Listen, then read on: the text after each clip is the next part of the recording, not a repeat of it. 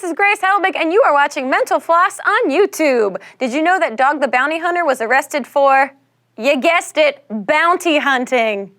We all know that Charlie Sheen and Snoop Dogg and Paris Hilton have been arrested about 1 billion times each, but today we're going to list a bunch of the most bizarre, unexpected, and forgotten celebrity arrests of all time.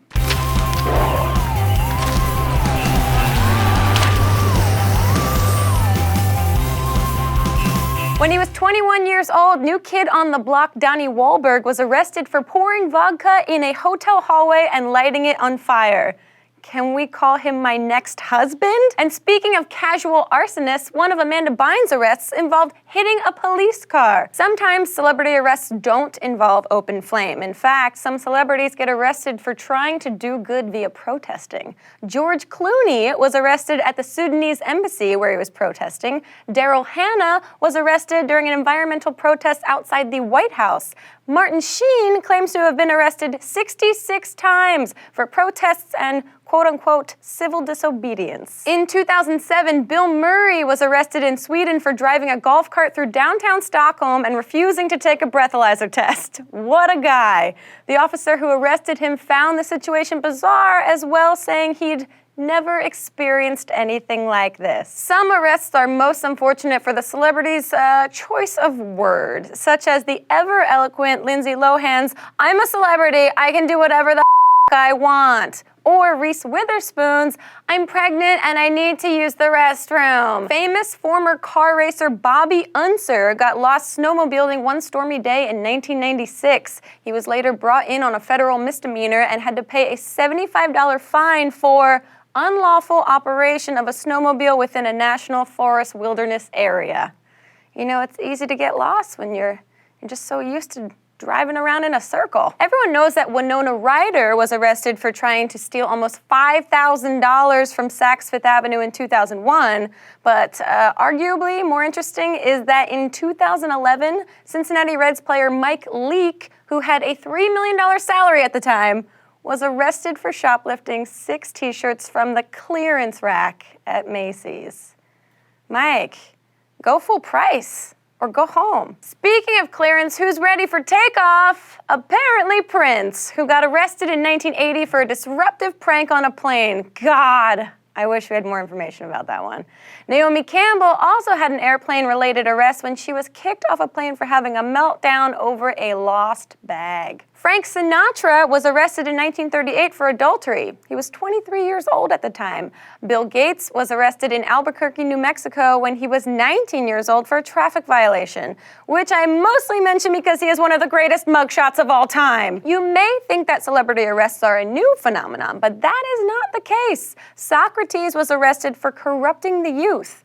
If this was still charged today, something tells me that there would be a lot more celebrities on that list. Bieber!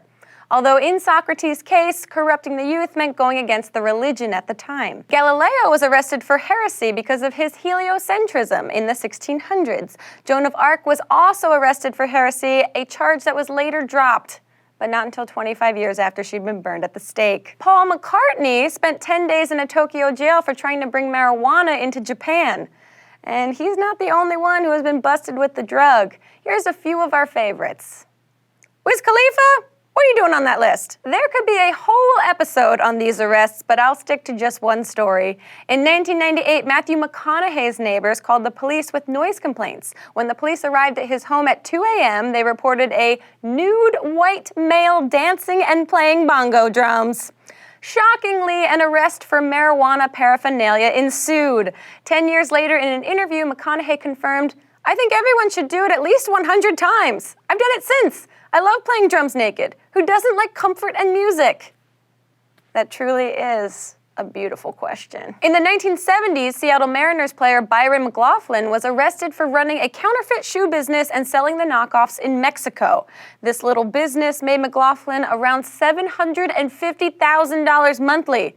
After pleading guilty for trafficking the shoes and money laundering, he fled the country, and no one knows where he is today. But I could use some shoes. Actor Rip Torn was arrested for breaking into a bank with a loaded gun because he thought it was his house. Shockingly, He was drunk at the time. Wrestler Billy Joe Travis was arrested in 1997 for not paying child support. His ex-wife sent the police to Billy Joe's whereabouts, which happened to be a wrestling match on live TV. Al Pacino was once arrested for carrying a concealed weapon. The story goes that he explained to the police that he was an actor and the gun was a prop for a part.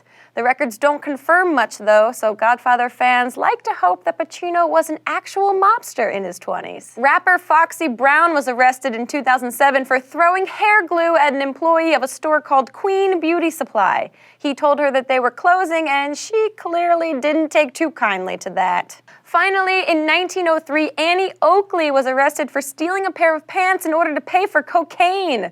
When the story broke, popular U.S. papers went wild, spreading the story of Oakley's tragic downfall and drug addiction.